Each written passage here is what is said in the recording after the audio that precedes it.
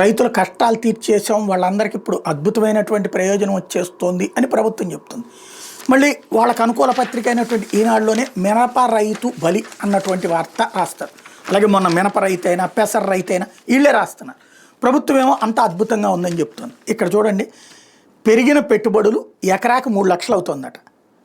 తద్వారా అందులో నుంచి వచ్చినటువంటి ఉత్పత్తి చూస్తే క్వింటాల్కి 15,000 పడుతుందట.